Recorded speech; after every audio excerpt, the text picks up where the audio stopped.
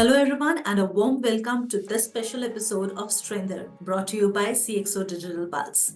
In our series, we shine a light on the unwavering resilience and remarkable achievements of extraordinary women who are creating path of success and becoming the beacon of inspiration. Today, we are thrilled to feature an exceptional guest whose story is a testament to the power of skill, courage, and hard work. Join us as we welcome Namrita Mahindro, who holds the dual role of Chief Digital Officer and Chief Information Officer at Aditya Birla Chemicals, Fertilizers and Insulators. Prepare to be inspired by her incredible journey as Namrita shares the insights she's gained along her way. Okay. So, welcome Namrita to this series of R that we have named Strengther, an initiative of CXO Digital Pulse. It's a pleasure to have you today with us for this episode. Likewise, thank you for having me over here, Pratik. Looking forward to our interaction. Great. So, Namrita, we'll start off with our rapid fire round where we'll ask you a couple of questions and we expect quick answers so that we know that how spontaneously you will be answering them and what the answers will be. Okay, fair enough. Okay. So during the meeting, what do you prefer? You're a tea person or a coffee person? Coffee. Okay. And which is the preferred industry? Tech industry or hospitality? Tech. Okay. You would prefer to explore and continue in a known territory or explore a new territory? New territories, always. Okay. And disconnect after hours or you're always online for the work? Well, my ideal state would be disconnect, but more of an always on person. Okay, that's great. And you're a book person or a podcast person? Both now, spoiled by choice. So yes, I try to do both. Great. Thank you, Namrita. This was definitely a great one. It was good to know your preferences, and it seems you're an exploratory person who just wants to explore more and more what's new going in the world. You're spot on, because I think that's what has kept me hooked on to digital for such a long time. Great. Now we'll move to the main sections, Namrita, where we'll explore more about your journey, how has been your career terrain, and how you have evolved yourself as a person and the challenges, and you have outcome as a more empowered woman, I would say, sitting there as a senior leader for Aditya Birla Group. Sure. Okay. So, Namrita, we understand that mentorship often plays a very crucial or say a pivotal role in shaping one's career. Could you share about any mentor that you had in the initial days or in the latter stage of your career who had a significant impact on your professional journey, and what were their piece of advices, if you can share with us so that we can also take some lessons from it? Sure. So I think, Pratik, there are two people who stand out for me. Very early on in my career, I read a quote from Alvin Toffler, who was a futurist, who said that the illiterate of the 21st century will not be those who cannot read and write, but those who cannot learn, unlearn, and relearn. And I read that over 2 decades back, and it stayed with me since then.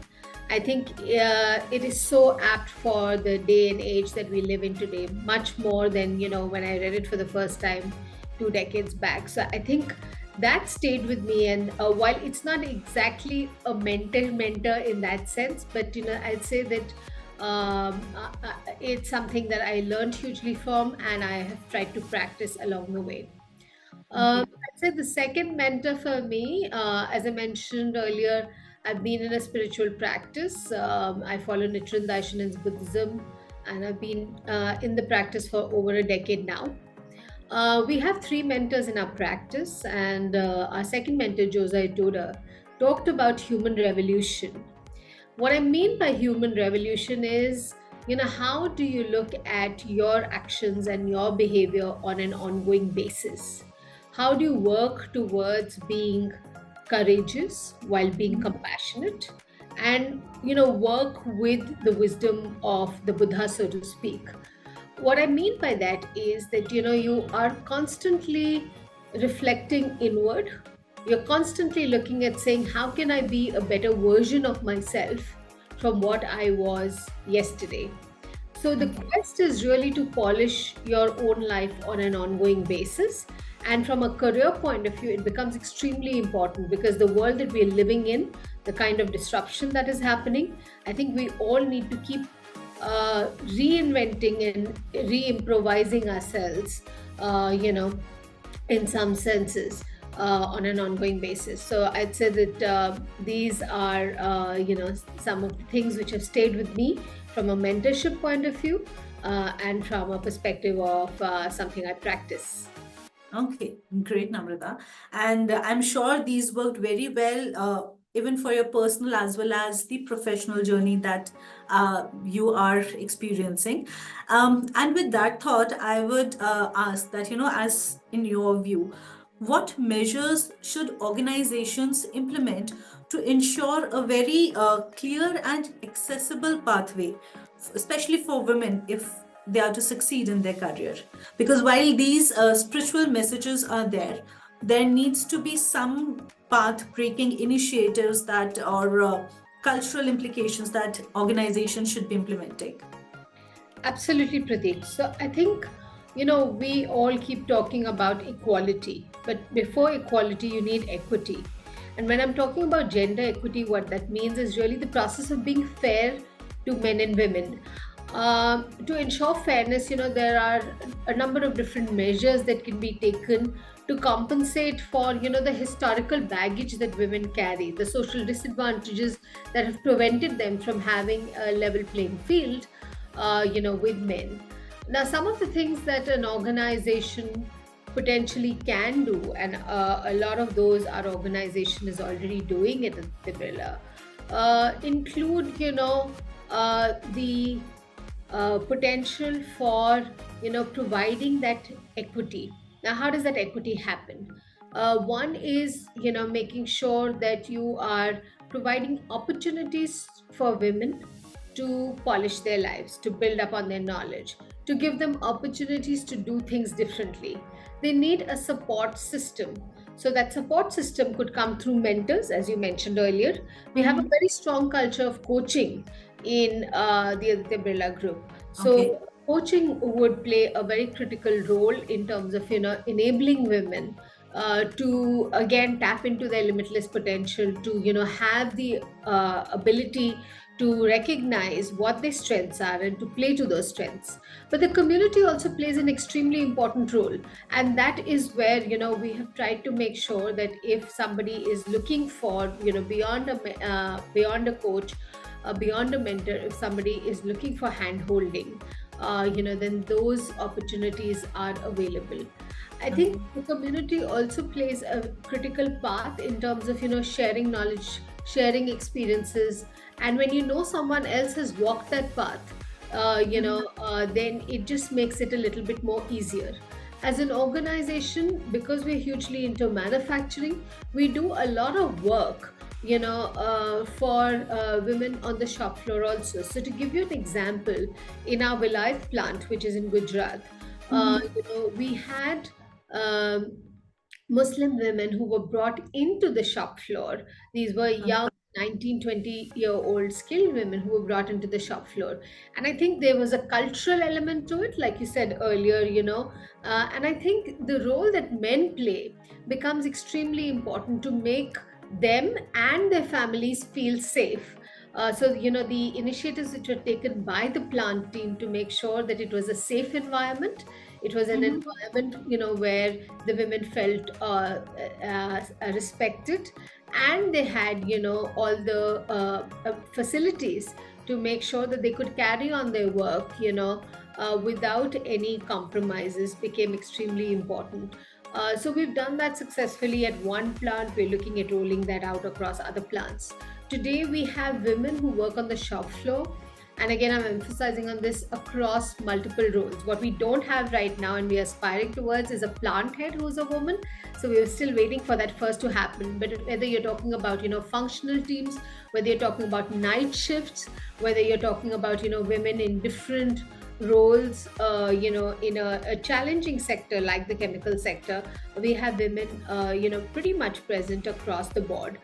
And that has happened because of, some of the initiatives, as I said, that the organization has taken to provide those opportunities. I think when we start looking at more senior women, I think there's an opportunity for looking at shadow boards, for example, women who are CXOs and who are aspiring to, join boards of organizations. I think Yeah. that does extremely well. Sometimes reverse mentoring also works well for women because, and that's actually gender agnostic, wherein you are finding that, women feel that they're not completely with it in terms of, new technologies or want to do transitions, career transitions. So that's where, helping them with transition coaches or with reverse mentoring, or with opportunities for, the shadow boards, like I mentioned earlier. All of these could also play a role with the middle to the senior management women per se. Okay. And I would say it's an amazing aspect which you mentioned, that it's just not about equality, it's equity also. And on top of that, if you're providing all these initiatives, which is all about mentorship, along with ensuring a safety, it helps women across the organization, started from be it at a shop floor or within the office space as well. And if I focus on that aspect, Namrita, uh, while such kind of initiatives are being taken, but somehow we do feel that there are certain instances where gender discrimination do seep in. So throughout your career, have you ever witnessed or experienced any instance about gender discrimination, and what, as per your assessment, is the reason behind it? So I'll say, Pratik, that I've been extremely fortunate and I've really not been significantly at the receiving end of gender discrimination. I've had the opportunity of working early on with organizations which were fairly, um, evolved, which had a very balanced, gender mix. That was partially because of, as I mentioned earlier, I worked across US and UK in the first decade. And there I found, culturally it was different. And also the industries that I worked with, interestingly, I found a very healthy mix between the two genders. So that helped me, have a very strong foundation in terms of, having a voice, speaking my mind and sharing my perspectives as an equal. And I think that becomes very liberating, for you as a woman. I think, but even prior to getting into the corporate world, the environment that you have at home plays a very significant role. So we are three sisters, so we had no brothers, and I think we were extremely fortunate that our parents, never treated us differently. They always, treated us as one would treat a son. So, giving us the same experiences, the same rights, the same, confidence and trust, and opening up our minds to, new opportunities, to making sure that we were, well educated, prioritizing that over, certain other things. So I think that hugely shaped who we became as individuals. Then that followed by, as I said, the UK and the US stint, which was hugely beneficial, where I had the good fortune of, working in a very different, evolved culture, if I can call it that. Having come back to India also, I think I was fortunate in the hospitality industry of the Tatas, again, largely women led. And so, didn't really feel that kind of, discrimination as you're saying it. But I'd say that, when you look at manufacturing, at times when you walk into plants, etc., there is a mindset that you are a woman. It may also not come out of wanting to discriminate, but out of concern at times. And Okay. so my view has been that you need to stand up for yourself. You need to let the people know that you are going to do the same things as the other gender does. You have no qualms about working late. You have no qualms about getting into into manufacturing environments which may be somewhat hazardous, with the right kind of protection, obviously. So therefore, I think when you start showing that behavior, when you start talking that language, I think that is when you dispel any kind of ideas that the other gender may have about you, and they start treating you as an equal. So I think a lot of that onus rests on us as women to actually avoid being discriminated against by not expecting any special treatment for ourselves, by displaying behavior where in our minds we consider ourselves equal to men. And I think that really shapes the kind of experiences that you may have, in the corporate world. Now, there have been people around me who have not been so fortunate, and my advice to them always has been that please speak up, because if you don't speak up for yourself, nobody else can really support you. And if it has happened in an environment around me, I am always happy to be there standing with them in that in that dialogue that they want to have, in the conversation that they want to have around that.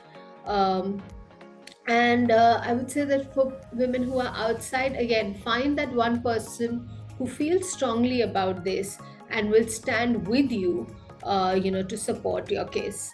And I um, think this is a very important point which you mentioned, Amrita, because while we are talking a lot about equality, we also need to step up and make that voice heard that, as we are talking, we are ready to walk the talk also. But I think this becomes more, we come up with as more confidently with this concept when we know that the environment around us or the organization is ready to provide that kind of safety and support as well. And with those thoughts that, how confidently it's all about raising the voice, if you would reflect on the time when you first entered your corporate or the entrepreneurial journey compared to the world which is right now, how do you characterize any change in the women peers or colleague when it comes to, that kind of ensuring that they are raising a voice? Do you see any progress, any observation on your part? Pratik, you can see me smiling because that's been one of my biggest, sort of joys of seeing the millennials, seeing the younger generation come in.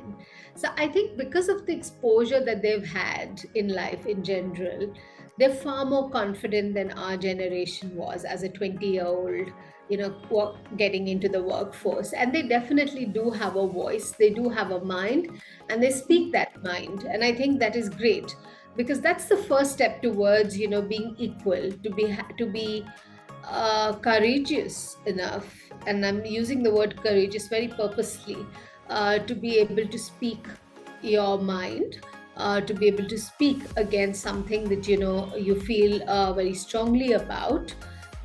Drawing for your from your own experiences and successes, so what advice would you offer to women who are striving to make a mark in the corporate world? So is there any principle, any mantra or a strategy that you found invaluable in your career, and if you can share with us?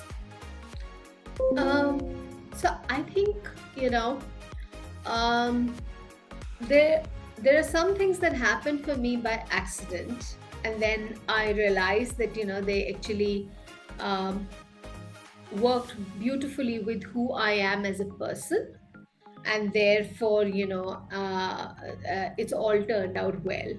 I'd say, um, for women who are looking to make a mark in the corporate world, uh, find a purpose.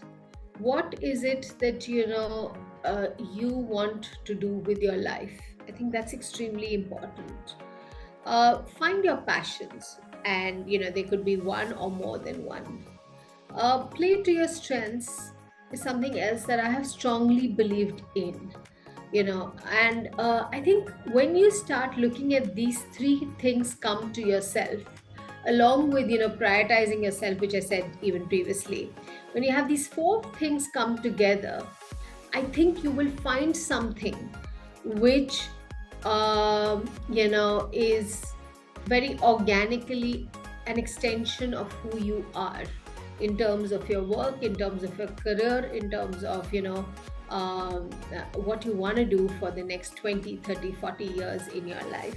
And I think that hard work and that smart work is what is required. So there is no easy ride in this world to get to the top. You have to work hard to make it happen. And that's the second principle that I have followed over the years.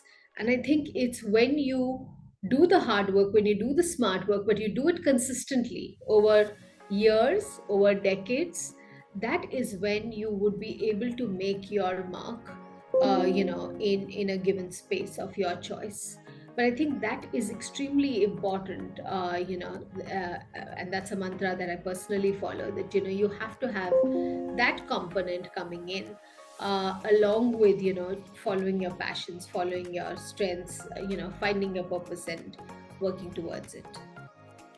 Great. And with that, we come close to this episode. Thanks a ton, Namrita. And we are definitely leaving with really important lessons for ourselves and for audience, that the key mantra is, finding your ikigai. Until unless you know what really pushes you, that passion which makes you wake up in the morning to achieve something, that's the key. And when you realize that and identify that, it's all about hard work that needs to be put in that, no matter with some smart work also, I would say. But with that, you also need to show courage to achieve it, because until unless you have courage in your strategy and ensure that you raise that voice out, make the world hear it out to you, what's the plan and how is it, no one can stop you from attaining success. Absolutely. You couldn't have summarized it better, Prateek. I couldn't have summarized it better. So thank you for giving me this opportunity and this platform. Deeply appreciate that. It's all our pleasure, I would say, Namrita. We have taken this important lesson, and I hope so we'll be implementing also there in our daily life. Okay. Thanks a lot for being with us today.